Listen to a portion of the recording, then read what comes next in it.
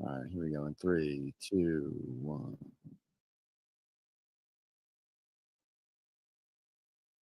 Hello and welcome to Left Coast Live. It is Thursday, April 17th, 2025. I am your host, Dieter McBusiness, joined as always by the one and only Stat Pat, stateless patriot of the Central Valley. We are California lefties talking to you about national politics, and we are going to start tonight with the AOC Bernie Sanders Fight Oligarchy Tour, which is just shredding up social media on the left.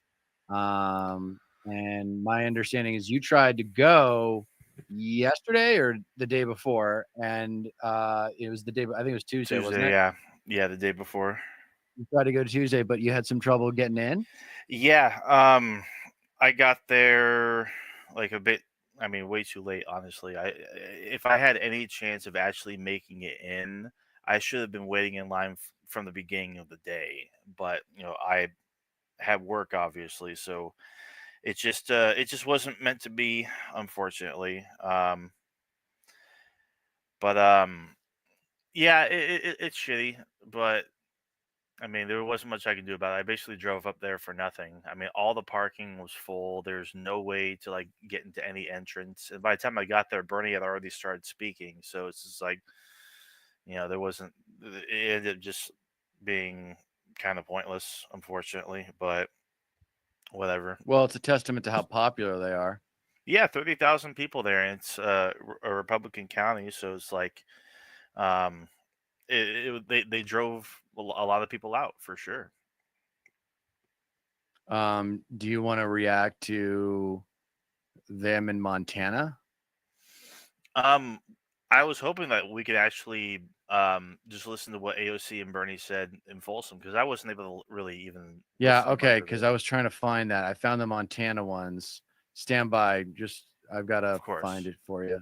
yeah, Like, yeah, what else is going on? So, talk to me about Trump wanting to send people to El Salvadorian prisons. yeah. The mega complex there, the torture camp where you get in and you never get out. And he wants to send just regular citizens there. Yeah, yeah. I mean, he if they say you've been charged with a crime or that you're a terrorist, then it's the new Guantanamo basically. They'll just send you there instead of keeping you in the American prisons for whatever reason. I guess the prison industrial complex must have a lot of stock invested in. It's called CCOT, um, down there in El Salvador, and it's I mean, terrifying is like the understatement of the century because where ICE is detaining U.S. citizens. Right, Where whoever they want. Yes, yeah, it doesn't even matter. We just had someone detained at the Vermont Canada border, who was a U.S. citizen detained by ICE and questioned for several hours before being let go. According to 60 Minutes, 75% of the Venezuelans that were sent down there, I guess, yeah, which they were sent down there after before the court was able to stop the plane from even you know reaching down there, I guess. Um, and they were sent down there anyway. Um, apparently 75% of these Venezuelans had no criminal record at all. So we're not even sending criminals down there. We're It's just just a sending. south of the border thing. If you come from the south of the border in Yeah, any way, you are vulnerable. Even yeah, if like the thing that I'm interested to see is if they go after people from south of the border that marry US citizens. who Now that would knows? be a line. That would be a line to cross. Right. That would be a line to cross. All right. So you want to see Bernie and AOC in Folsom. Let's get AOC up here in Folsom. Yeah, and we'll start off with AOC's speech.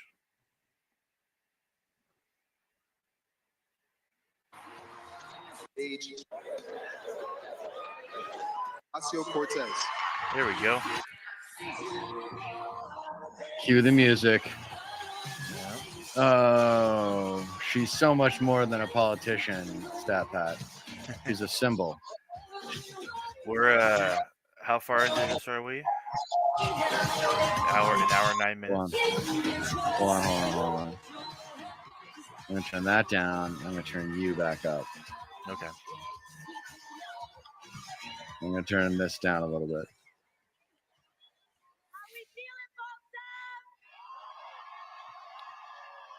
I know it's not a stand-up comedy routine, but rule number one of stand-up comedy is you don't say "How you doing" to the audience. That's not the first thing you say.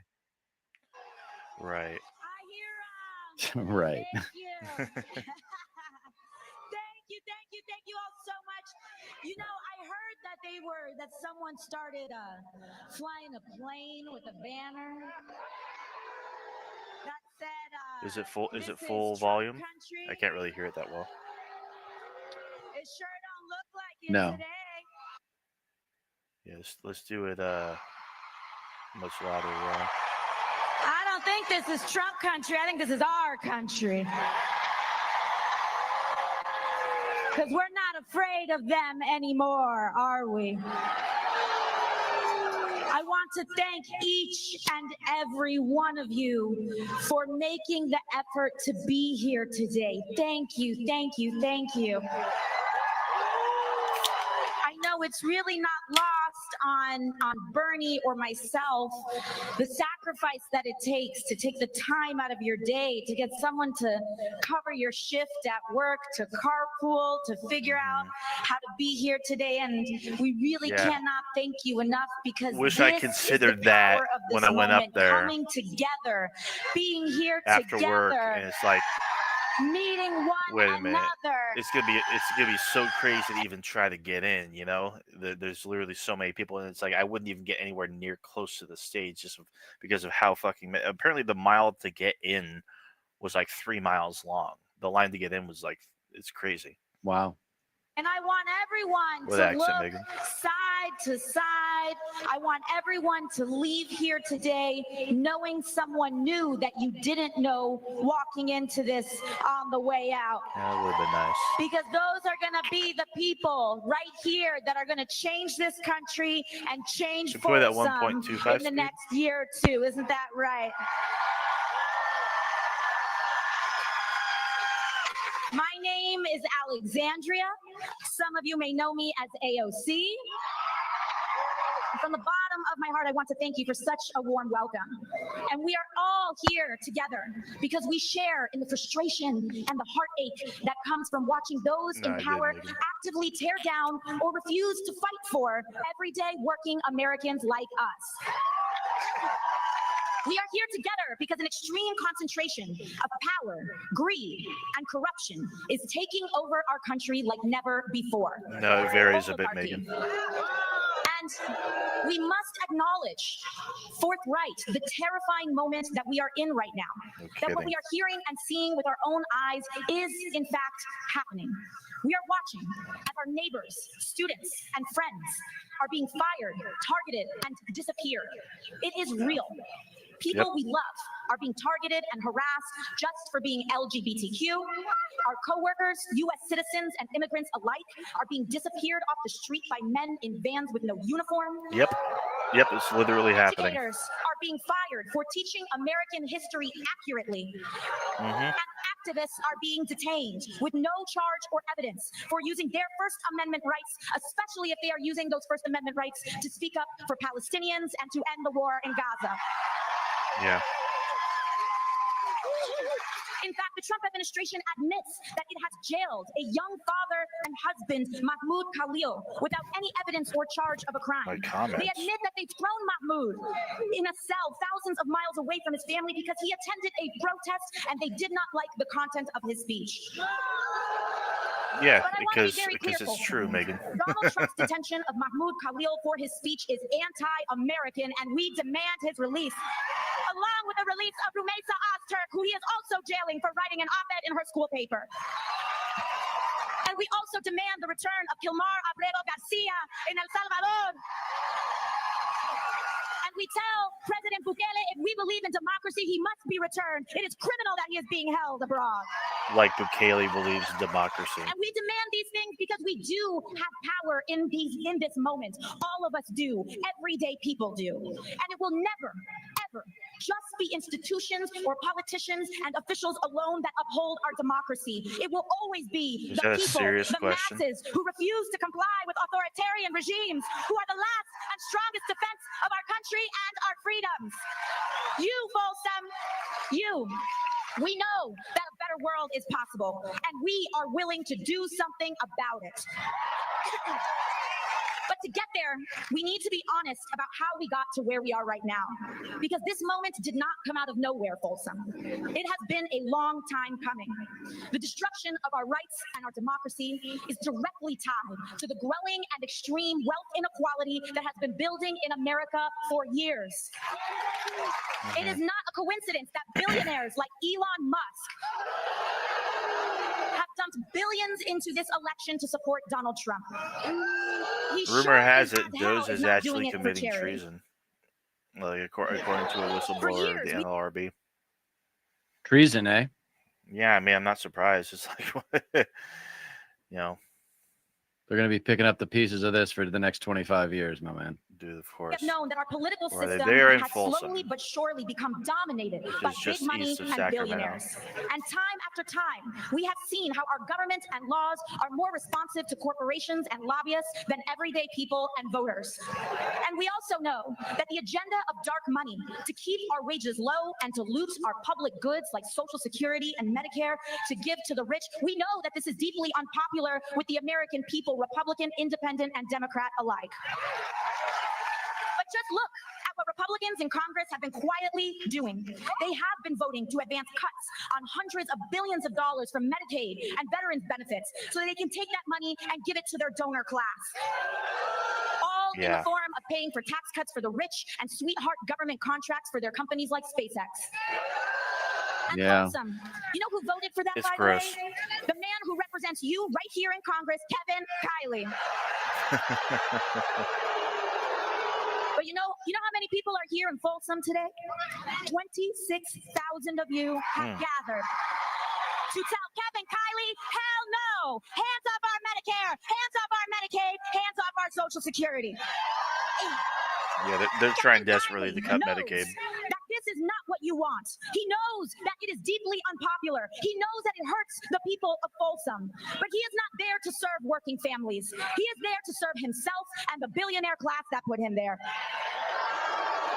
But he knows that the only chance he has to get away with such unpopular and destructive decisions is to stoke deep divisions along race, identity, and culture to keep all of us fighting and distracted. Distracted by the culture war. Big money playbook, not just now. The right-wing magic trick. And we are not Check it out if you haven't already. For decades, and we are not going to fall for it anymore. But Folsom, this is why Donald Trump is not an aberration. He is the logical, inevitable conclusion of an American political system dominated by corporate and dark money. And if we are to defeat him, we must defeat the system that created him. Money in politics is the hand of oligarchy. America, we are at a crossroads. We can either have extreme wealth inequality with the toxic division and corruption that it requires to survive, or we can have a fair economy for working people along with a democracy and freedoms that uphold it. Oligarchy or democracy, but we cannot have both. I grew up in a working class family. My mom cleaned houses, and my dad worked on a small business. And my parents worked themselves to the bone so that my brother and I could just have a shot, the American dream. And for a moment there, it looked like we were going to make it. We had a home, bills were getting a little less stressful to pay, and I was doing well in public school. And what may have looked like a modest life to others was a dream come true for us. But suddenly, when I was a teenager, my dad was diagnosed with a rare form of cancer. And after a long fight, we lost him. My dad actually passed away in September of 2008, just as the economy crashed in the Great Recession and millions of jobs across the country vanished. It felt like the little world of our family fell apart, just as the larger world was falling apart too. And overnight, my mom was left alone to figure out how to provide and put 2 kids through school, keep our house, pay off our medical bills, all on a house cleaner's salary. And that is how I became a waitress, to help pay the bills. Because at that time, just as it is now, it was millions of working families who paid the price, while billionaires and thieves who defrauded our financial system got off richer than ever before. Yep. And not a single one of them went to jail. Nope. And now that is the story that Republicans mock. Not mine, but all of ours, when they say that a waitress or a working person is unqualified to serve in Congress. But the fact is, Folsom, many of us are far more qualified to know what real life is really like than any of them ever will.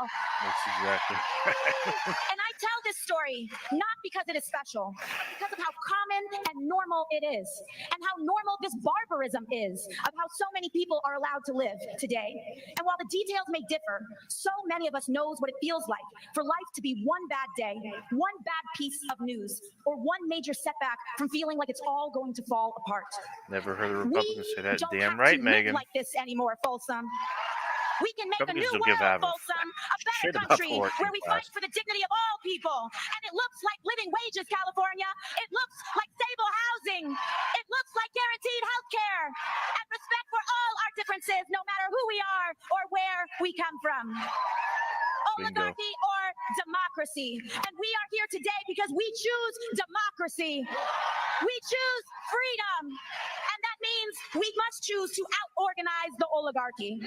We must do away with the power of big money. And that is why, even as a waitress with a long shot campaign, I decided I would never take money from lobbyists or corporations, and it's why I never will. When I first got to Congress, I was genuinely shocked by how the place worked, even having run against dark money in the first place. The everyday They said influence so of on corruption and Fox dark like all money the was time, especially astonishing. when the squad was elected. What they say? Oh, Megan saying I've never heard a Republican say a working person is not not qualified for Congress, and it's like they did all the time. Like to this day, Republicans smear AOC. It's like, go back to being a bartender. It's like, you don't belong here. It's like ingrained in these people to dismiss fucking working class people when like more working class people should be representatives in Congress. Go ahead.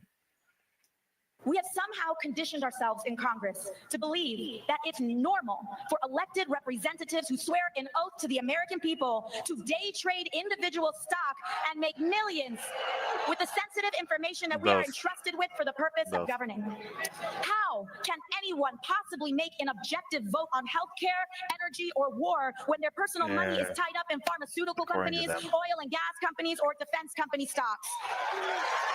You can't. And we saw this play out this week with Trump's corrupt and disastrous tariff scheme. We can see now that his tariff shuffle didn't have anything to do with manufacturing like they claimed. This, right here. I hope we recognize now that it was all about manipulating the markets so that he could quietly enrich his friends who bought the dip before reversing it all in the morning. Did you know about this? How much you know about that? What I'm about to say is a how much you know about the whole magic trick, the whole pump and dump market manipulation thing? Yeah, I mean, it's just standard operating procedure at this point for our system. I mean, the difference is just scale, scope, and context. Yeah, no, of course. It's a matter of fact. Donald Trump is a criminal. He was found guilty of 34 felony counts of fraud, liable for sexual abuse. Of course, he is lying and manipulating the stock market, too. And if Donald Trump wants to find the rapists and criminals in this country, he needs to look in a mirror today. Oh, damn. Oh, she's cracking. Yeah. And to be clear, I don't care what party you are, Democrat or Republican. It doesn't matter how powerful one is or what position they hold. Members of Congress holding and trading individual stock is wrong. It is corrosive, it is destructive, and it needs to be banned. It has allowed for wild enrichment for a very few super rich people, Megan. That's what happened. And we're gonna go over the legal ego video, and there's a lot of shit in there you need to see. You know, earlier this year, I was named to the Energy and Commerce Committee in the House of Representatives. And this is one of the most powerful committees in all of Congress. It oversees 2/3 of the American economy: healthcare, manufacturing, trade, energy, communications, you name it. And for years, lobbyists fought to keep me off of this committee because they don't like what they don't control. And an interesting thing happened on the day that it was announced that I would be assigned to the committee. Our phones rang off the hook, and my office's inboxes were flooded by every corporate lobbyist under the sun. All of a sudden, they wanted to be best friends. But you know what, Folsom? Because of your support, because of gatherings like here today, because you allow me to not take a dime in corporate money, you free me to say no. You free me to fight for Medicare for all people. You free me to fight for a renewable energy economy. But not everyone is so lucky. I've seen firsthand how these groups bully and pressure members of Congress. They threaten to take their money away or to spend it against them if they don't do what they want. And what they want is for our lives to be as expensive as possible on the lowest possible wage. What they want is for as many people to be exploited in America as possible. And it trickles down to how life feels for working people today. So I want us to understand that this constant pressure that we feel in our lives, of the water rising up to our throats, the impossibility to afford anything easily, the fear of speaking up or being who we are in public, the bitter divisions driven more by online algorithms than the truth, the crumbling of our rights and protections. Understand that this right now is what it feels like to be governed by billionaires. Not someday, but right now. And the first step is to open our eyes to that. Because of course, it is a system that depends on division to enable its inequality, that will favor a president who is the best at dividing us and the most skilled at corruption. And it will also reward the Republicans in Congress who support that agenda, no matter what crimes are committed, including crimes from the White House. Big money is how we got Donald Trump.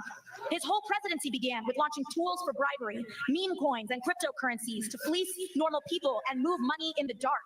Extortion settlements from media companies and law firms who gladly pay the price.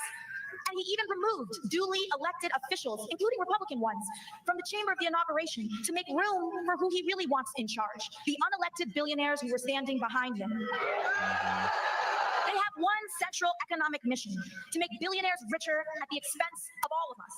So it does not surprise us that their first economic mission has been to smear and target Medicaid, Medicare, and Social Security, to fire our federal workers. Yeah, they need to make cuts somewhere, right? For hundreds of billions of dollars in cuts so they can hand that money off to their donors. Yeah. And the things that they say $5 trillion tax cut over the next 10 years. Medicaid is one of the most efficient and effective public systems, lowest in fraud that we have in the United States. Just yesterday, I saw on television, on Fox News, you had this woman, Jeanine Pirro. Gross. The crazy thing about Jeanine Pirro is that she's from Westchester County, where I went to public school, and it's like, wow, how things have evolved there. Anyways, so Jeanine Pirro goes on television. She says, as though this is fraud, she says that they found so many babies and 2-year-olds and 4-year-olds who were receiving Social Security. I've got a notice for you, Jeanine Pirro. Those babies get Social Security because their parents died. Bingo. That's not a waste. That's Hello. Humanity. That's America. That's the country that we fight for. Those are the promises we make to That's one another. literally what happens. That's what And like fucking, of course, Elon Musk doesn't know that. Apparently, he wants to try to make it is the best of us. like Social Security ran through Twitter. I know that it at times can look impossible out here for the Republicans to be defeated. If you get but orphaned, that is you not get Social true. Security It money. is simply not true. From the waitress who is now speaking to you today, I can tell you impossible is nothing. Miracles start with mustard seeds, and that is what each and every one of you represent today. Small miracles of faith in ourselves, in each other, and in the refusal to give up. So Folsom, we are here for the long haul, for the school boards and the community associations, for small business groups and town councils, for public art and gestures of inclusion. And we will build from there, because Kevin Kiley will not be a congressman for much longer if you've got anything to do with it. I hope so. And by the way, as they try to cut Medicaid, Medicare, and Social Security, we just need to peel off 3 Republican congressmen in the entire country. And I got a feeling that you might do it right here in Folsom. And if you do it, Folsom, then the people here today will have saved Medicaid for the entire United States of America. We stand with you, we are here with you, and we will support you. Beyond elections, our task is also to build community. Block associations, volunteer groups, advocacy organizations, PTAs, church and faith groups, because community is the most powerful building block we have to defeat authoritarianism and root out corruption. This is the path to guaranteeing health care to every American, to establishing a living minimum wage, to take on skyrocketing rents and mortgages, to tackle the climate crisis, and establish a country where the American dream is actually possible for all of us. So I will end where I began. We may all come from different places, but we share so many of the same experiences. So to all those who came here today unsure of whether or not this is where you belong, I want to say affirmatively that you do. No matter if you have all the right words to say, no matter your race, religion, gender identity, or status, if you even voted for Donald Trump in the past and are open to changing your mind, come on in. 3 strikes and you're out, though. To fight for someone you don't know, you are welcome here. If you are willing to fight for working people, regardless of who they are, how they identify, or where they come from, you are welcome here. Because here, everyone is valued. But we have to stand together. We cannot be tempted to turn in our neighbors or be fooled into thinking that we're really that much different than the trans kid who wants to get accepted at school. We can't fall for the ruse that we're that different than the dreamer who wants to provide for their family and fulfill our country's promise. It is standing together without exception to reject division. That is the only way that we can win. So I hope that you see this movement is not about partisan labels or purity tests, but it is about class solidarity. The thousands of you who came out here today to stand together and say our lives deserve dignity and our work deserves respect. Yeah. We are here to make a sacred promise to one another. And our goal is to commit to building the kind of country that we all deserve. And we will make that promise to take care of each other on our worst days and to share in the successes of our best. Thank you, Folsom. Thank you for having me. And with that, it is my honor to introduce someone who has spent his life bringing us together. Everyone, please welcome Senator Bernie Sanders. Cool. All right, so let's react to her really quick. So, she's on fire. I mean, performance-wise, there's really nothing to complain about. She's bringing it and saying all the right things, touching on policy in a general way, like guaranteed health care, for example, not using the Medicare for all label. So I think they're purposely keeping it pretty general, but which is smart. Yeah. I don't think they need to be anything more. It doesn't need to be anything more than just, we hear you, you're pissed off, we hear you, Yeah. No, it's like I was saying in the last stream that we did. The goal of this tour should be to focus on those more vulnerable areas. And so far they have. Folsom is in a red district. And I think earlier in the morning that same day, they were in Bakersfield, not exactly a Democrat haven. So yeah, bringing this message to these vulnerable areas could go a long way. And I'm glad that they're actually sticking to, not just like safe blue areas that are dominated by the Democrats and whatnot. So it takes a lot of courage to go into these areas, and they're getting good feedback. I mean, they're getting good results in terms of attendance. That's why I was curious to see the Montana speech. Right. Do you want to do a little comparison where we watch her Montana speech and we see if it's any different than the one we just saw? Sure. We don't have to if you don't want to, if you get a better idea. I mean, I am curious about just like, I guess, attendance size. We can probably see that in the headlines, like how exactly Montana. Well, they said 26,000 in Folsom, so yeah, I'm sure even just 10,000 in Montana would be impressive. Right. Yeah, in like what part of Montana as well, because that's a pretty deep red state. Following up, Trump is a rapist with the unity message was weak. I mean, we should be unified in the fact that Trump is a rapist and he was found liable for sexual assault. Brennan Langva wants to know, what do you think her 2020 primary chances are? I think they're pretty damn fucking good I think right she's now. like if she runs for Congress, well, it depends on what you mean, because if she runs for Senate, I believe like she does have a very very good chance of being Schumer, and there's polls that indicate that she would take Schumer's seat if it comes down to Yeah, it. but she could just go right for the presidency. Yeah, I mean I don't I personally. think that's I what don't he's think. talking about. Just Brennan, what do you mean? Do Oh, you like the mean her Democratic chances for primary? a higher Yeah, office? Well, right. I think he's talking about the Democratic primary For for president, president. yeah. She would definitely get far. There's no doubt about that. She is a Democrat rock star right now.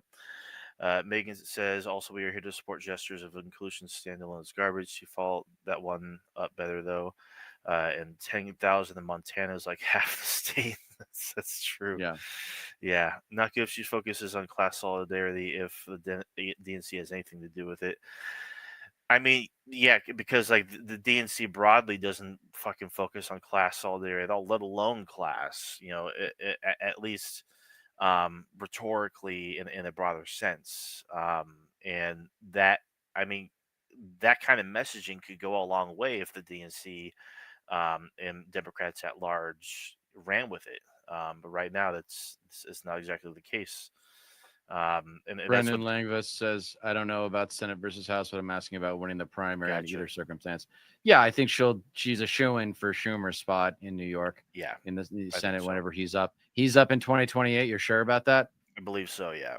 Okay. Yeah. That's And if she wants that, then she could go get that. But I think she's enough of a star to go right for the presidency. I mean, who cares? Like, I don't care how young Yeah. she surrounds herself with good people. She'll be a good president. That's That's the thing exactly is it. like, if you want to be, being a candidate is all on the candidate, Yeah. right? Being a candidate is all on the candidate. Being president is on the cabinet. Yeah. It's on the team and the political climate. You know, how much power can you get from Congress? Because it's tough to get anything done when Congress doesn't have, the majorities in your favor. Yeah, yeah. Megan says she's gonna get Bernied or worse, get waltzed. That's definitely a possibility. She's not their preferred candidate for sure. They'll cuck her the best they can if she goes for president. Yeah, that's kind of what I'm afraid of, because it's like you're going straight for the jugular when we do need more senators with her ideals, with her ideology, and I think that it's taking like Schumer, like, for the love of fucking God, needs to go yesterday, Yeah. last year, Mhm. a decade ago. He, like, fucking please. I'm so fucking tired of hearing him. He fucking stabbed the country in the back. He fucking got his entire caucus, his entire party to fucking get in line when it came to the Budget. yeah, when it came to the budget, and then turned around and was like, "Oh no, we're not going to vote for this piece that would lower the vote count for getting the budget a reconciliation bill passed or whatever the fuck it was." And lo and behold, now it's moving forward, and it's like, now you think voting against the budget as is going to matter? No, all they need is a simple majority, and you don't have the fucking Senate right now, Chuck. You fucking idiot. Like, who cares if the government would have shut down? I mean, a lot of Yeah, people. people would have blamed the Republicans. It would have Yeah, been really great ammunition to yeah, but use against them, and now they, they don't have it. of course, of course. All right, well, we can continue with Bernie now if you want. I want to Because see AOC in Montana yeah, to compare and contrast her speeches to see if sure. anything changed. Yeah, Are being from what I targeted heard, the and Folsom harassed speech, it for did sound a being lot like the LA LGBTQ. speech. Our coworkers never. It's a thank you. Alexandria Ocasio. Sarah Nelson is one of the most badass women in America. As a labor leader, as a champion, and she knows better than anyone the power of working people together. And so thank you, Sarah, and thank you all of you for making the effort for being here today. We are at capacity here. 7,500, 7,600 here in this arena right now. Another 1,500 people outside. Yeah, so about 10,000. Good call. Almost 10,000. Something very, very special is happening here today, Montana, and I want to thank you so much. Thank you. My name is Alexandria. Some of you may know me as AOC. And from the bottom of my heart, thank you for welcoming me here to Missoula, flying in today. You just saw how beautiful this state is. It is just breathtaking. And It's true. it's a Montana is state worth fighting beautiful. for. You all are people worth fighting for, and we are going to win. We are all here together because we share in the frustration and heartache that comes from watching those in power actively tear down or refuse to fight for everyday working Americans like us. And we are here together because an extreme concentration of power, greed, and corruption is taking over this country like never before. Oligarchy. Yeah. And we must acknowledge the terrifying moment that we are in right now. And that what we are hearing and seeing with our own eyes is, in fact, happening. All right, yeah, she's gonna do the same thing. Of course. Neighbors, students, Which checks out. I mean, she'll give it a little bit of fluff here and there. She'll do like a little improv in between her pre-planned speech, but you know, it's as what was the one Legal Eagle? What was the one you wanted? Legal Eagle what? Oh, so the video from him, is called. Come on, man. It is Trump orders to return wrongly deported man. Yeah, I got it. Yeah, buckle up for this one. This is Oh,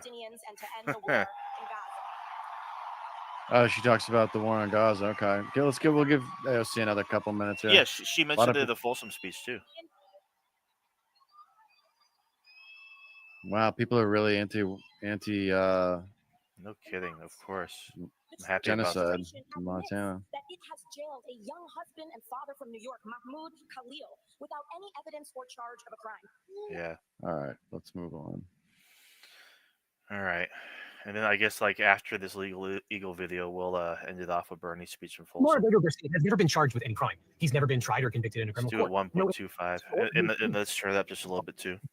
Threatened to take away his son and sent him to rot in El Salvador's notorious torture prison. The administration has admitted that his removal and rendition was an administrative error. The Supreme Court ordered Trump to facilitate his release, but President Trump and El Salvador have announced that they will not release Mr. Abreu Garcia. How can I return him to the United States? I smuggle him? This decision arguably defies the Supreme Court order, openly flouts district court orders, and tramples on the fundamental right to due process. And we talked a lot about due process lately because there's been a lot to talk about on the subject, but also because due process is an essential component of a fair and functioning country. Due process rights protect us all against arbitrary abusive actions by the government. They ensure everyone has the right to counsel, the right to a fair hearing, and the right to hear evidence against them, and the right to rebut that evidence. These substantive rights and processes help to ensure that innocent people aren't punished based on weak or non-existent evidence, that they aren't sent to prison because they don't have legal knowledge to defend themselves without the help of an attorney, and that they understand what they are being accused of and have an opportunity to present evidence and defenses. But yeah, this should disturb every American. Slow it down just a little bit. It's just a little too fast. This is like the biggest sticking point right now is the fact that like a lot of these cases, a lot of these people that are sent down there, especially in the case of the man who's at the top of this video, Kilmar Abreu Garcia, not having the due process fully fleshed out, and basically like we'll get into it. It's a lot to process. Because if the administration gets its way, then anyone, including the people watching this video, yes, you, the person watching this video right now, could be renditioned to a foreign country as long as the government renditions you fast enough before the courts can kick in. Mr. Abreu Garcia grew up in Los Nogales, El Salvador. Scary. His family ran a pizzeria out of their home. And according to findings by an immigration court judge, David Jones, for years the Barrio 18 gang extorted and threatened the family. The gang regularly threatened to kill him and his brother and rape his sisters if his parents did not pay regular bribes. One day when Mr. Abreu Garcia was around 12 years old, Barrio 18 gang members. Barrio 18. Now they keep on saying they keep on trying to claim it was MS-13 or that other common notorious gang from Central America. MS-13. Aside from MS-13, there's another one with a Spanish name. They keep on trying to claim that he was a gang member or affiliated with either MS-13 or this other gang whose name escaped me, and it's just not true. It's just a lie. Brennan Langva says the Abreu case is one of the most profound cases of chuds living in an alternative reality in recent memory. No kidding. Yeah, man. I mean, they don't care about the rules. They don't care about due process. They don't even know what the hell due process is. Yeah. This guy, Legal Eagle, just explained the basics of why due process is so important. especially all the Trump trash don't even know those things. The Trump trash don't pay attention to the basics. Yeah. MAGA trash tries to tell you they're like, oh, I mean, well, he's not a citizen. Non-citizens don't get due process. Illegal immigrants don't get due progress. If you're not documented here, if you're not a citizen here, you don't get due process. It's just like, motherfucker. In the Constitution, it explicitly lays out that you do get due process here, no matter who you are or where you come from, even if you're Right. like not a citizen here. Like if you're just visiting on a visa or whatever, like you're still entitled to due process because guess what? Guess fucking what? The government can say, well, I mean, there's no like say you don't have like your ID, or the government like even just unilaterally designates you as a non-citizen or says that you're a terrorist, and now you have to prove that you're not. What if you can't? That's what due process is for. If like they say that terrorists or criminals don't get due process if they're here, or if they're a foreigner, they can easily do the exact same thing to you. Right. And it's like, how do you prove at that point? Because due process is how you prove that you are here, that you are a legal U.S. citizen. If that due process is there, guess what? You as a legal U.S. citizen is going to the fucking death camp in El Salvador, dude. I swear to fucking God. Yeah, it's yeah. Do you remember a Spielberg movie named Amistad? Yes, yeah, I do. This is how far back due process goes for all of those who care. There was a ship full of slaves that ended up on the coast of Massachusetts, and Massachusetts was like, what do we do with them? Where'd they come from? Were they already slaves? And the whole case comes down to whether or not they were born in Africa or if they were born in the US. And so they end up getting set free. But yeah, they were entitled to due process, even though people were arguing that they were fucking slaves. No, of So, course. like, everyone's entitled to due process, you idiots. Yeah, Members arrived at the and home the and thing about told his that mother. too is like, just like a little aside, it's like this whole thing about heritage as a concept and like where you come from and everything. It's just like there's pride in that. But the thing about descendants of slaves and shit, it wasn't in the slave master's interest to keep track of that. Like so there's Right. no heritage to look back on. There's no sense of pride in where you come from, and like because we literally stripped that away from descendants of slaves. No U.S. citizens will go His to mother El that they Salvador. It's not going to happen. Well, it literally just did, Megan. were going to take Kilmar and force him to join the gang because You're his gonna learn family had something. not paid bribe money. Kilmar's father managed to save his son by giving the gang members all the money that they demanded, but the gang continued to stalk Kilmar whenever he left his home. They were His father, a former extorting police his officer, paid family them off, but his and rights his family. persisted. The police could not help. The gang infiltrated the police. After repeated moves and increasing danger, Kilmar's family sent him to live with his U.S. citizen brother in Maryland. In Maryland, Kilmar apparently lived quietly, working construction and raising a family with his partner Jennifer, a U.S. citizen. In 2019, while seeking day labor at a Home Depot, he was arrested with 3 other men despite no charges or known gang ties. The only evidence offered by ICE was a bull's hat and a claim by a confidential informant linking him to a New York-based gang he had no ties to. MS-13. Local police had no record of any charges against him. Mr. Brego Garcia applied for release on bond, and ICE opposed his release, claiming that he was a dangerous gang member based only on the Chicago Bulls hat and hoodie, as well as the confusing confidential informant testimony. And on the basis of ICE's claims, out of an abundance of caution, the immigration court denied Mr. Brego Garcia's request for release on bond. So he continued to remain in the detention center. From there, he filed an application for asylum with an application for withholding of removal. Now, as stated by the UN, asylum is a form of protection which allows an individual to remain in the United States instead of being deported to a country where he or she fears persecution or harm. And seeking asylum is legal immigration. Under U.S. law, people who flee their countries because they fear persecution can apply for asylum. They're called asylees. And relevant to Mr. Abrego Garcia's claim of asylum, at the conclusion of the 2-day hearing, the immigration judge found that Mr. Abrego Garcia had, quote, provided credible responses to the questions asked. His testimony was internally consistent, externally consistent with his asylum application and other documents, and appeared free of embellishment. Judge Jones found that Mr. Abrego Garcia also provided, quote, substantial documentation buttressing his claims. However, the judge denied his asylum petition on a technicality. He had missed the 1-year deadline. Instead, he was granted a withholding of removal under INA Section 241B, which is a protection against deportation to El Salvador due to a clear risk of No, Megan, no. Now, withholding of removal offers less. That's not what he said. He wasn't denied asylum. He missed the window. So like he was granted a temporary hold. So like they couldn't kick him out of the country. And this was 6 years ago. Protection than asylum. Unlike asylum, it doesn't grant legal status or a path to citizenship. It only bars deportation to a specific country. Bingo. It's granted if the person proves a clear probability of persecution based on race, religion, nationality, social group, or So because of this, the Trump administration, the DOJ, everybody who was involved with kicking him out of the country, they violated the fucking law. Even the Yeah. Supreme Court said in a 9-0 decision, you need to bring this guy back. You unlawfully sent him to El Salvador. Yeah. All right, go ahead. Or political opinion, which is actually a higher standard than asylum. Judge Jones found that Mr. Abrego Garcia had met the standard. He had credibly shown that his life had been threatened by Barrio 18 on multiple occasions. And at the conclusion of the hearing, Mr. Abrego Garcia was released to return to his family in Maryland. Now, neither ICE nor local law enforcement ever made further claims about his membership in any gang. And since then, Kilmar has lived peacefully, supporting his family and caring for his disabled son. He had complied with immigration check-ins and had no legal issues until March 12th of this year, when he was pulled over while driving with his son. Now, on March 12th, 2025, after finishing a shift as a sheet metal worker apprentice in Baltimore, Mr. Abrego Garcia picked up his son from his grandmother's home. That's when ICE officers pulled him over. They told him his status had changed and threatened to call Child Protective Services unless his partner, Jennifer Vasquez-Sura, arrived within 10 minutes to retrieve their son.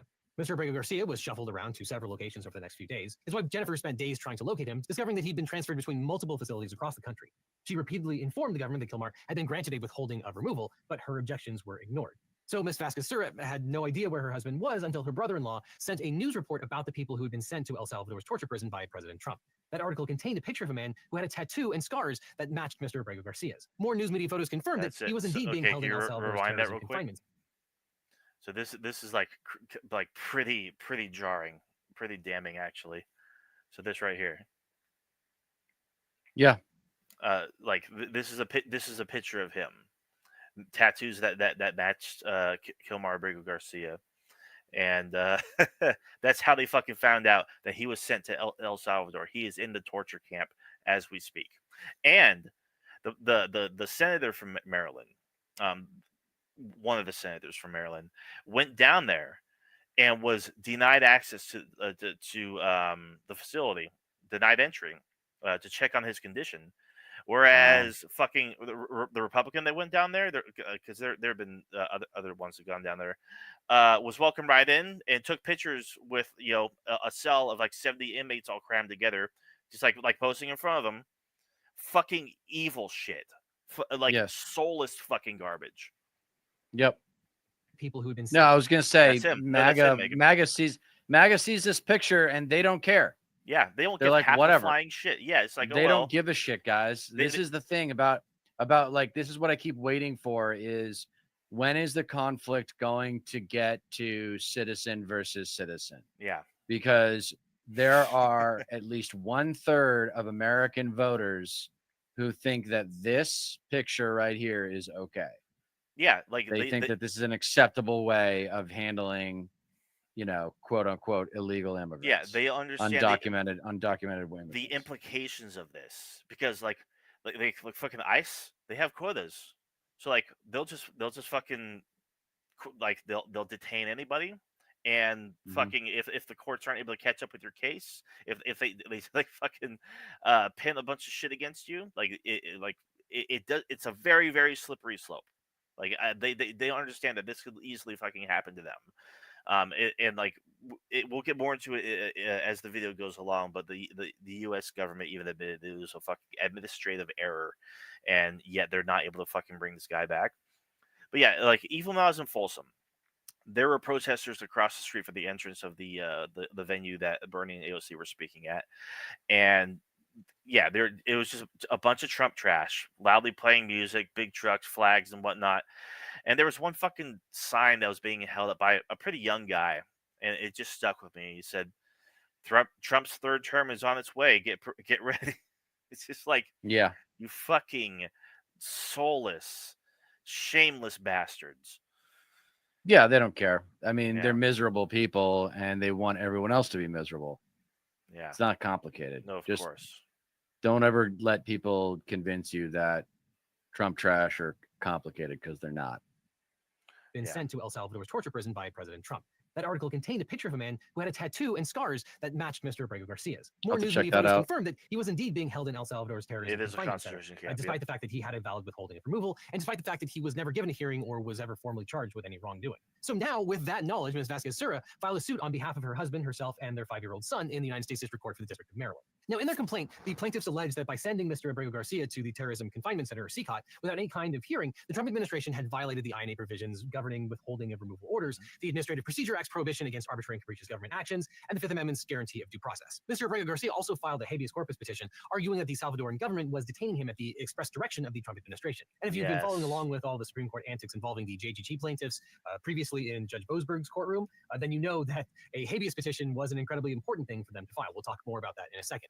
Now, the Trump administration is paying El Salvador $6 million to house 300 men for a year. Trump and Salvadoran leader Nayib Bukele, the self-proclaimed coolest dictator in the world, have both publicly bragged about this arrangement. In a March 16 post on Twitter, Bukele acknowledged the self-proclaimed coolest dictator in the world have both publicly bragged about this arrangement. In a March 16 post on Twitter, Bukele acknowledged their financial agreement, stating, quote, "Today, the first 238 members of the Venezuelan criminal organization, Tren de Aragua, arrived in our country. They were immediately transferred to CCOT, the Terrorism Confinement Center, for a period of 1 year, renewable. The United States will pay a very low fee for them, but a high one for us." Bukele also bragged about how the prisoners in CCOT are being used as slave labor, stating, quote, "Over time, these actions combined with the production already being generated by more than 40,000 inmates engaged in various workshops and labor under the Zero Idleness program will help make our prison system self-sustainable." The plaintiffs also allege that the Trump administration knows that the men in CCOT are being subjected to torture. Their complaint includes a harrowing list of details about the conditions in CCOT based on credible news reports and independent investigations, including 153 inmate deaths in a 1-year period, many of which can be attributed to torture, beating, strangulation, and lack of medical attention. Now, autopsies have revealed patterns of cuts, hematomas, sharp object wounds, and signs of strangulation. Survivors of the prison report being subjected to electrocution and untreated infections. The prison has no windows, fans, or air conditioning despite hot, humid, tropical conditions. And prisoners are housed in overcrowded cells and are denied access to reading materials, familial visits, exercise, and outdoor time. Looks familiar, right? That he's being held by Mr. Abrego Garcia and his family. Doesn't that picture look very, very familiar? Like something that probably something that happened like roughly 80-something years ago. It's like, Sure does. Like the parallels are fucking pretty damn uncanny. It's interesting that the prison industrial complex doesn't just exist in America; it also exists in El Salvador. Yeah, you're Megan. Tren de Aragua is Venezuela, not El Salvador. El Salvador is MS-13 and 18th Street. So you have to ask yourself, why if Tren de Aragua is here, which I haven't seen any fucking evidence of that actually being the case, why are they being sent to El Salvador and not back to Venezuela? Venezuela shouldn't have refused deportations and should walk back on that. Citizens are suffering, being given little due process for gain ties claims. Yeah, but do you think the Trump administration gives half a shit? Do you think the El Salvadoran president gives half a fucking shit about due process? They're just bodies. They're just bodies that they're moving around. People are making money off this shit. The more people you stack into these prisons, you got Trump on the hot mic saying, homegrowns are next. Homegrown U.S. criminals are next. You're gonna need to build five more fucking facilities, because we want to be able to send them to this is fucking happening. This is happening. Go ahead. Despite hot, humid, tropical conditions. And prisoners are housed in overcrowded cells and are denied access to reading materials, familial visits, exercise, and outdoor time. Given the appalling conditions that he's being held in, Mr. Abrego Garcia and his family implored the courts to grant temporary restraining order to TRO. Plaintiffs noted that if the Trump administration had wanted to remove Kilmar legally, it had several lawful options. It could have appealed the original grant of withholding of removal, sought to reopen the proceedings under the INA, or even deported him to any country other than El Salvador. The only country his withholding protected him from was El Salvador. Instead, the administration pursued an entirely different path. And maybe Mr. Garcia is a member of MS-13. Maybe he's Space Hitler, but we don't know because the administration never tried to prove it. Unlike the JGG plaintiffs, it isn't relying on the Alien Enemies Act in Kilmar's case. That executive order applies only to Venezuelan nationals. Rather, the sole justification the administration has offered is a vague, unsubstantiated claim that Mr. Abrego Garcia was affiliated with MS-13. The State Department had previously designated MS-13 as a major transnational criminal organization designated terrorist group in February of 2025. The Trump administration has presented zero evidence that Mr. Abrego Garcia is a member of MS-13 or any criminal organization. They never produced evidence. Mr. Abrego Garcia has never been found guilty of any crime or even charged with any crime.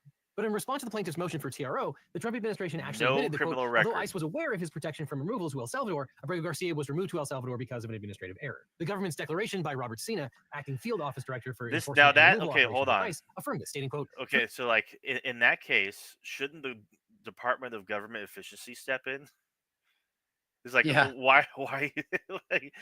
We got administrative errors going on in fucking ICE and Customs and Border Enforcement. It's like, sounds like they need to be fucking audited by DOJ, huh? This whole ordeal is beyond terrifying. Yeah, it is terrifying. Yeah, yes. Fucking, it's been plaguing my mind for fucking days now. Through administrative error, Abrego Garcia was removed from the United States to El Salvador. This was an oversight. Now, despite this admission, the administration went on to claim that the Maryland court cannot offer Mr. Abrego Garcia any relief.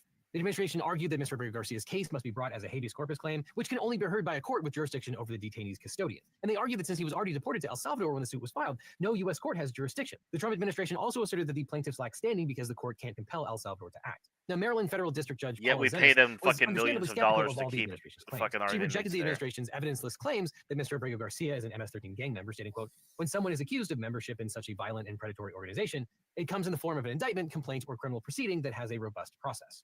And at the hearing, she said, quote, all this points to a functional control, and that if the United States as a contracting party can have the functional control of the placement, the wrongful placement, they certainly have the functional control of the return. So on April 4th, the judge granted a preliminary injunction ordering the Trump administration to, quote, facilitate and effectuate the return of plaintiff Kilmar Armando Abrego Garcia to the United States by no later than 11:59 p.m. on Monday, April 7, 2025.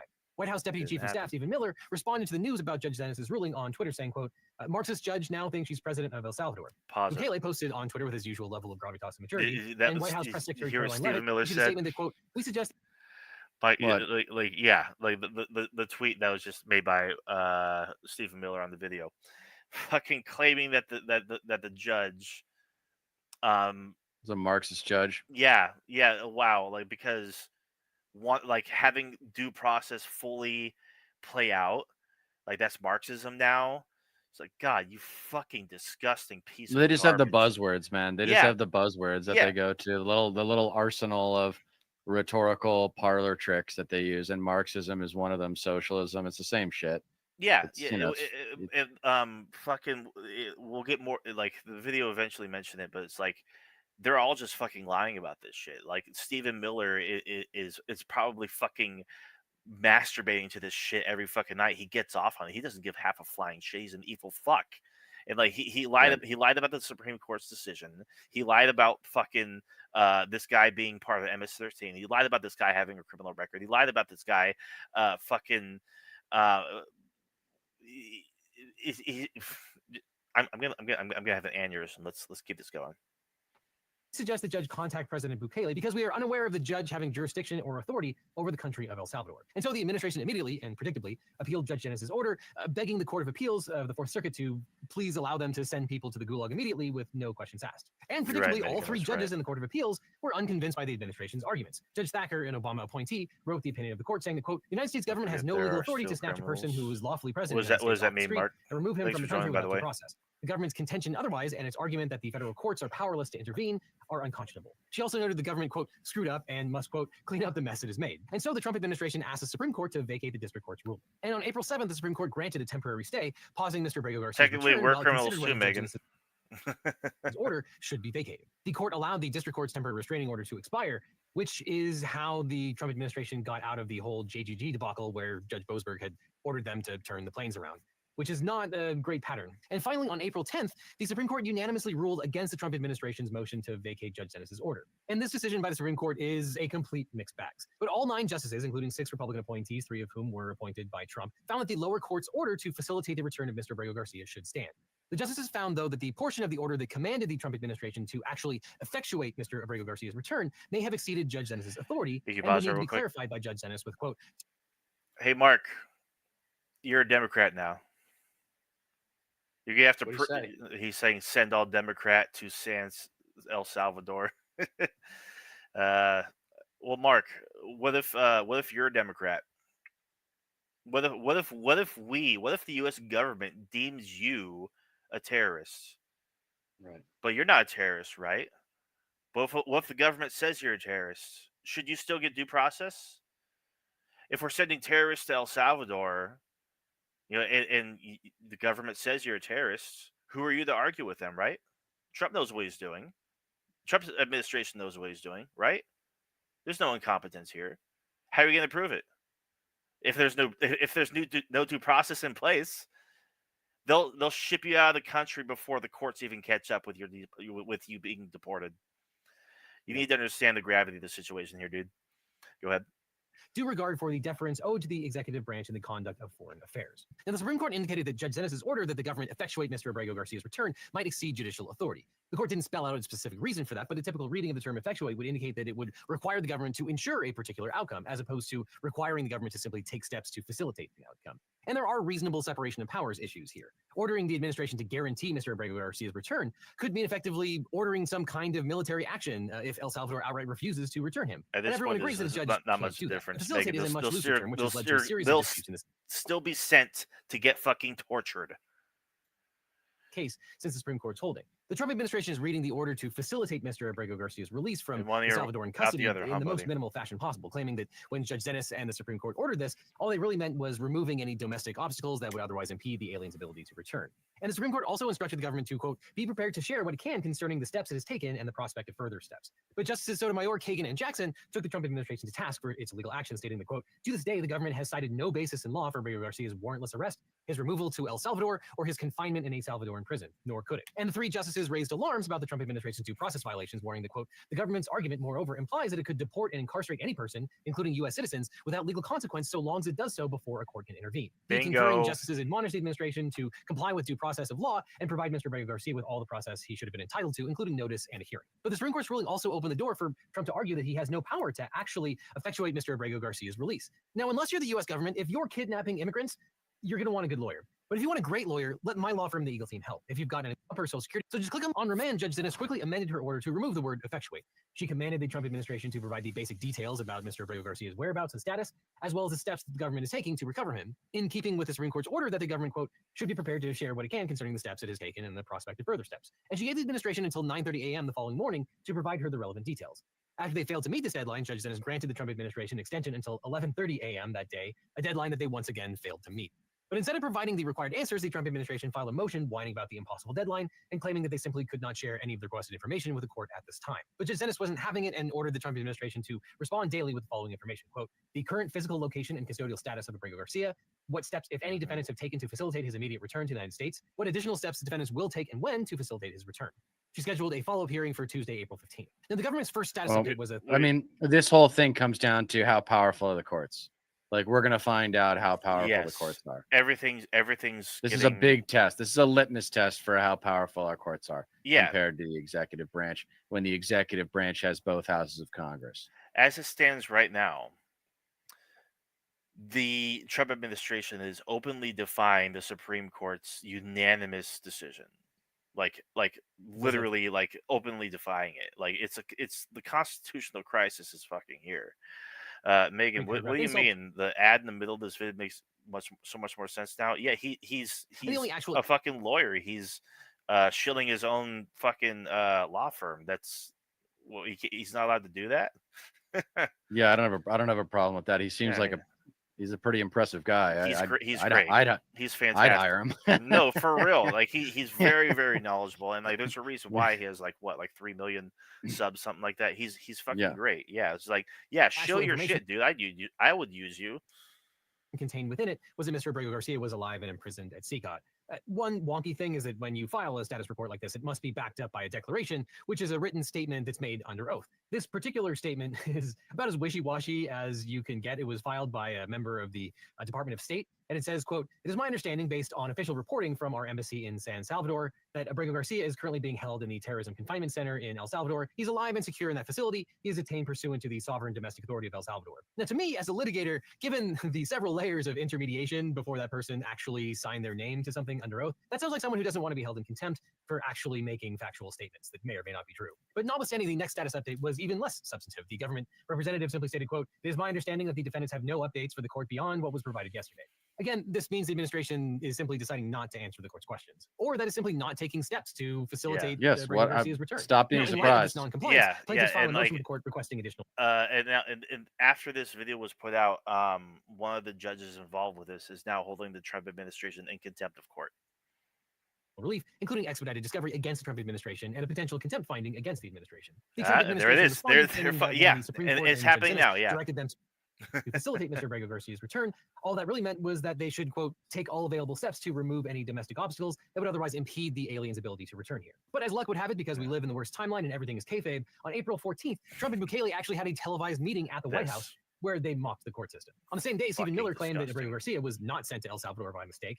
He was not mistakenly sent to El Salvador. So do you still He's an believe he illegal is a alien member of from MS? El Salvador. But as we've talked about, it's important to Giant note that the fucking administration has crybaby. admitted their mistake to the court at least 3 times. First by Robert Sena, acting field office director for enforcement and removal operations at ICE, and twice in briefs filed by the Solicitor General, D. John Sauer. Attorney General what Pam senator, Bondi has Mark? also falsely Which one? claimed the 2 courts ruled that Mr. Abrego Garcia was a member of MS-13. He was illegally in our country. He had been illegally in our country. And in 2019, 2 courts, an immigration court and an appellate immigration court, ruled that he was a member of MS-13 That's not and he was illegally true. in our country. And Bukele Fucking even labeled him lies, a terrorist. dude. But no court has ever concluded that Mr. Abrego Garcia is a terrorist or a member of MS-13. And as we talked about, a court issued the withholding of removal the last time Abrego Garcia had been in court because he had, in fact, been a victim of gangs in El Salvador. But according to the Attorney General, what the Supreme Court meant when they said that the government has to facilitate Mr. Abrego Garcia's return is just that if President Bukele decides to return him, the United States has to, quote, provide a plane. This is international matters, foreign affairs. If they wanted to return him, we would facilitate it, meaning provide a plane. Now, in the same meeting, President Bukele confirmed that he has no intention of returning Mr. Abrego Garcia to the United States or releasing him within El Salvador. How can I return him to the United States? Like I smuggle him into the United States, or what do I do? Of course, I'm not going to do it. And to add injury to the insult to the injury, Trump says he really does want to send American citizens to the terrorism prison in El Salvador. Homegrown is the next. The homegrown built. You got to build about 5 more places. Yeah, that's fair. All right. So we are not in a good spot. In this case, the government has told 3 courts that Vilmar Abrego Garcia was wrongfully removed, and a unanimous Supreme Court said that the government must facilitate his release. And yet, Trump is now openly flouting the court's order in order to keep an innocent man in prison. The ramifications here could not be more dire. Trump You have asserted to that he link has a right those to do court this to American cases, Megan. Because I don't. citizens, telling Bukele that he should build 5 more prison camps that Trump will fill with undesirables, which is plainly at odds with the claim that they have no power to get Mr. Abrego Garcia back, which was foreshadowed in Justice Sotomayor's dissenting opinion in JGG versus Trump, where she said, quote, what if the government later determines that it sent one of the detainees to CCOT in error, or a court eventually decides that the president lacked authority under the Alien Enemies Act to declare that Nicaragua is perpetrating or attempting an invasion against the territory of the United States? The government takes the position that even when it makes a mistake, it cannot retrieve individuals from the Salvadoran prisons to which it has sent them. The implication of the government's position is that not only non-citizens, but also United States citizens could be taken off the streets, forced onto planes, and confined to foreign prisons with no opportunity for redress if judicial review is denied unlawfully before removal. That At is base, the Supreme Court biggest. That is unanimously the affirmed single biggest point of this entire video right here. What Sotomayor laid out there is like the single biggest thing. Like the implication here is the government's position is not only that non-citizens, but also United States citizens can be taken off the streets, forced onto planes, and confined to foreign prisons with no opportunity for redress if judicial review is denied unlawfully before removal. So, like, if there's oops, you just got administrative errored, you're gonna be worked to death in this fucking foreign torture camp. God. With no opportunity for redress if judicial review is denied unlawfully before removal. At base, the Supreme Court unanimously affirmed the district court's order, quote, You properly believe a requires the whole government lot to of facilitate bullshit, Mark, Abrego that's Garcia's for release sure. from custody in El Salvador, and to ensure that his case is handled as it would have been had he not been improperly sent to El Salvador. In fact, the This is an district court, the American government's final citizen, status Mark. report included no new information about Mr. Abrego Garcia's This guy The wasn't here government submitted illegally. You a can apply for declaration by asylum. DHS acting general counsel Joseph Mazzara, who said that the U.S. was prepared to facilitate his entry into the U.S. by not allowing him to re-enter the United States. If Mr. Abrego Garcia presents to a port of entry, the United States will, quote, remove him to a third country or terminate his withholding of removal because of his membership in MS-13. Again, no mention of Which the they regular never immigration provided process. evidence The for. Supreme Court has yet to say what facilitate means in this context, but the government is stating for the record that it believes it can send Mr. Abrego Garcia somewhere without any due process, and that's within the meaning of the word facilitate. Now, you might be wondering whether the government can get away with that without being held in contempt of court, and so am I. And in another contentious hearing before Judge Zenas on April 15th, the administration tried to argue that it had taken steps to fulfill the court's order to facilitate Mr. Abrego Garcia's return. The only evidence that the administration could offer, though, was the White House meeting with President. Because citizens won't be sent to foreign countries, they can't find any excuses. The Trump administration can literally do whatever the fuck it wants. They're testing the limits of the legal system right now. Trump wants to send homegrown criminals, like criminals here in the U.S., to fucking El Salvador. They want to keep them here because everybody has money invested in the El Salvador mega prison. And what's stopping them? Honestly, like, can the courts work fast enough? Like, it's literally part of it's part of the playbook. Ignore the courts for as long as you can. Yep. Yeah, no, they're just going to, this is Trump's MO for a really long time. You just don't respect the rules and get away with as much as you can. Yeah. With President Bukele the day before, which Judge Zenas found wholly insufficient. The government apparently showed up with a transcript of the meeting and asked for it to be considered evidence that the government was up against a foe that was impossible to defeat, Trump's pal Bukele. But Judge Dennis was not amused. She said she would not accept an out-of-court transcript of a YouTube video as evidence, and instead she would build a record using the rules of evidence, the way we've done this for hundreds of years. And Mr. Abrego Garcia's counsel argued that the government has done nothing to facilitate his release and asked for the deposition testimony of someone with authority to explain what actions the government has taken to comply with the Supreme Court's order. And in response to the administration's recalcitrance, Judge Dennis left open the possibility of a contempt finding and granted the plaintiff's request for expedited discovery. She indicated that she would be reviewing the government's discovery response to evaluate whether or not the administration is in compliance with her order. She told the government's lawyers to cancel your vacations because she intended to do this on a very tight 2-week timeline. Now, that may not sound like a tight timeline to non-lawyers, but it is extremely fast for a case of this magnitude. The government's lawyer, Drew Ensign, stopped short of saying that the government would comply with the court's discovery orders. He indicated that he would probably object on the grounds that attorney-client privilege applied, and therefore someone like Mr. Mazzara could not be expected to testify. And Ensign repeatedly told the court that there was no factual issue here, and according to Anna Bauer, who was in the courtroom, Judge Dennis wasn't having it. She said, quote, "To what SCOTUS said was squarely in my power, and in my view, you have not fulfilled the mandate I've issued. Discovery will bear that out because the affidavits are insufficient." Then you may see the government try to appeal the court's discovery order.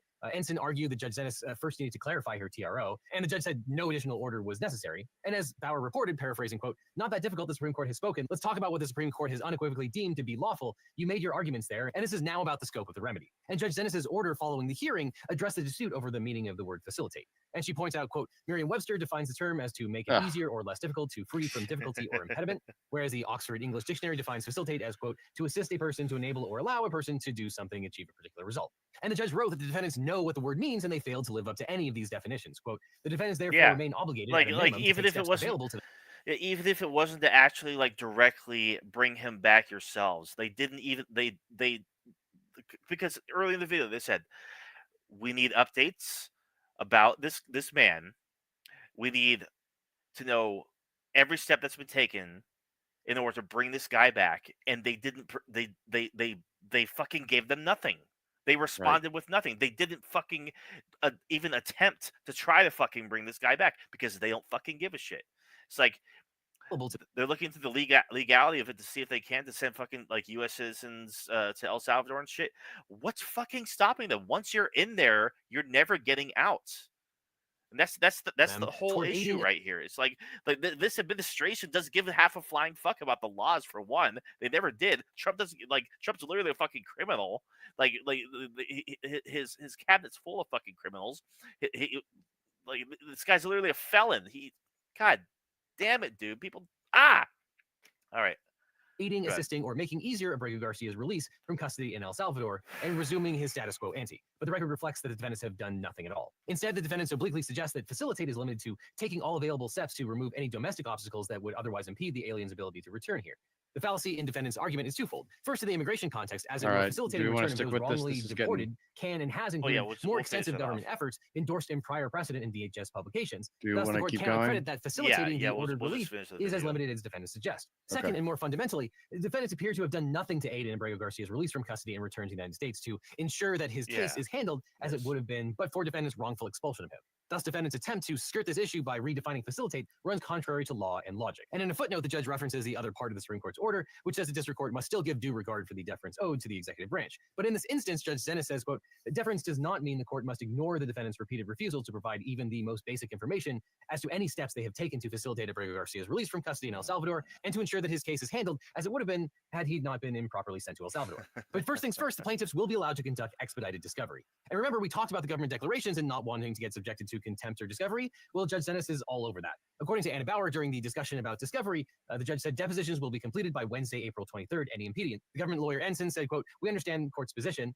The judge said, "So that means no impediments?"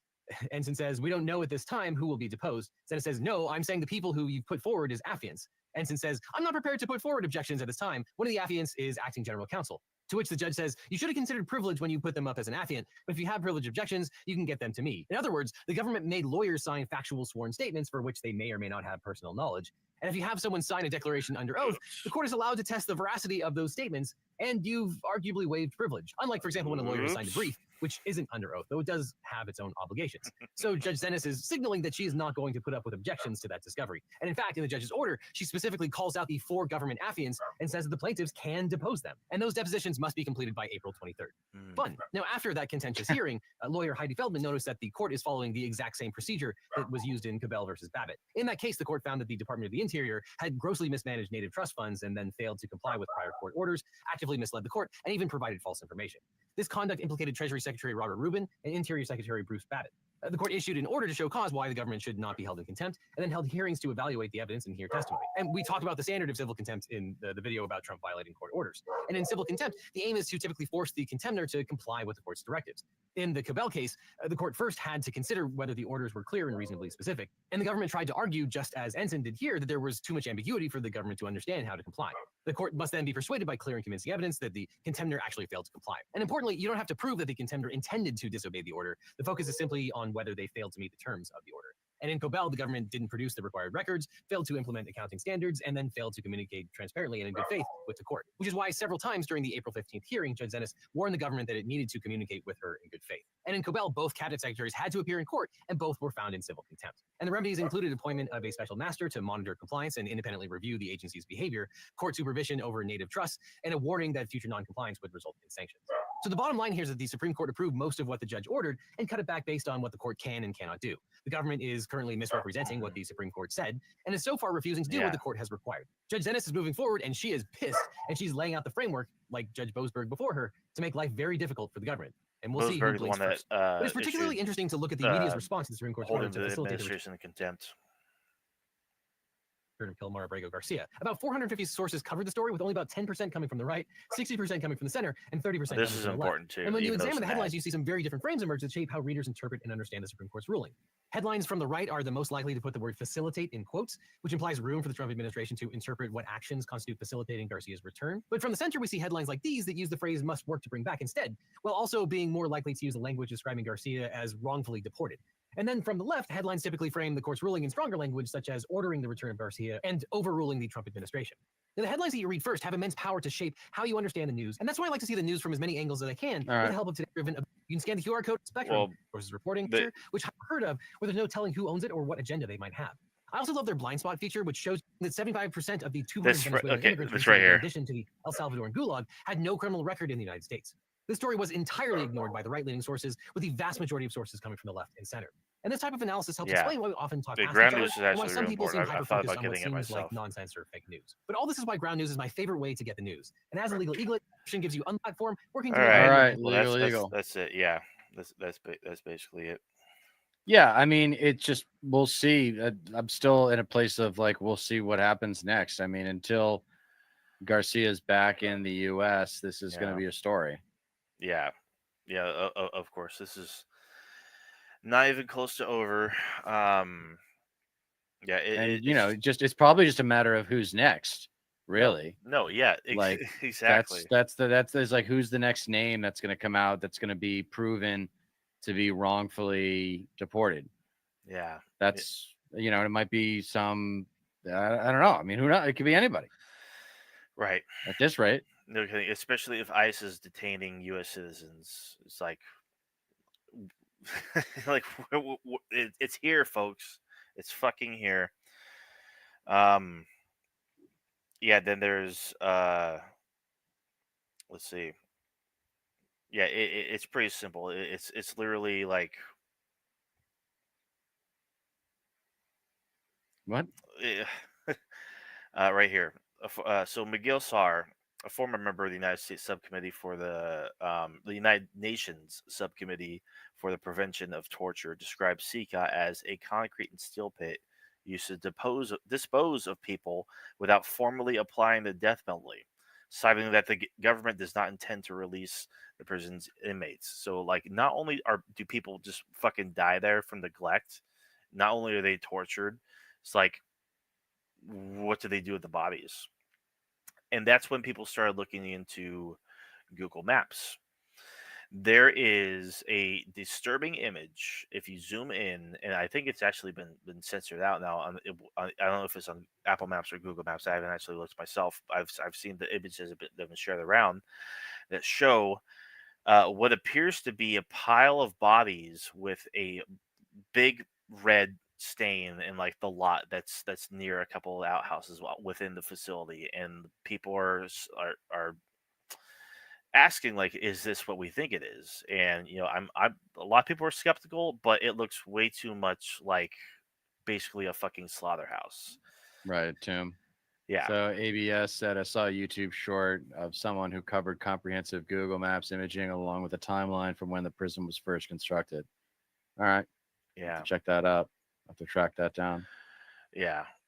Nothing about it is clearly bodies won't. Yeah, enhanced image went viral. I did see that one. It's like people trying to make it like seem that it is what we think it is, and Right. I mean, just the idea that it could be what we think it is beyond stress inducing. It's just like we're just working people to death, and they're just disposing of the bodies, and we know that people in there do not have criminal records. People are being sent there Right. by mistake.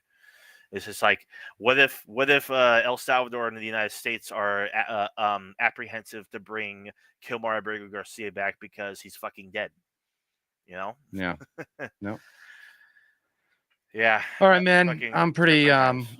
Yeah. I'm pretty wiped, but it's like, it's normal for me now. Like I'm not surprised by anything from this administration. It's just Yeah. literal lawlessness. They just don't care Yeah. about the rules, and they're going to deport whoever they, if we got it's good to be a small YouTube channel right now because we're not like a threat. If you're like a big YouTube channel, if you're like a big YouTube channel right now, you might get deported, man. Watch your back. God, dude, I don't know what it is. Like this whole thing specifically, and the fact that like this prison exists, and all our like fucking leaders, and Elon Musk, and fucking Marco Rubio praise the president of Salvador, praise this mega prison. It's just like, oh, this would be a good place to send American citizens to. The worst of the worst. And it's just like, well, like it shows you just how detached they are from any Yeah. semblance of fucking humanity, like Yeah, at all. Like absolutely. like I don't even think that we should like send our own criminals to a place where like for one, there's no fucking chance of rehabilitation. There's no chance that if you even like getting out, you're basically worked to death, and like there's like full neglect there. Like we saw in the documents being talked about in the beginning of the video. It's just like, yeah, all this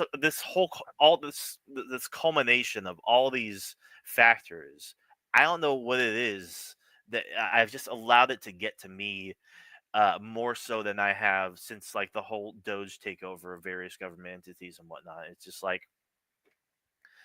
it's fucking terrifying, and I get into these moods where it's like, okay, time to overthink about these things and figure out how to solve them, even though I'm just like this one fucking guy. It's just like it drives me fucking crazy. It's just like, yeah, powerlessness will drive you crazy. That's the problem. I mean, with powerlessness is you can't do anything about it. Yeah, it's the like slaughterhouse was built by a veterinarian company that went bankrupt. Not only did they specialize in animal equipment, but they have euthanasia substances. There was also a pile of something that he's writing right now. But yeah, man, it's interesting that this issue is firing you up so much. I mean, because I guess now that it's happening, I guess it's understandable that you're getting fired up. But like, I mean, I knew something like this was just a matter of time.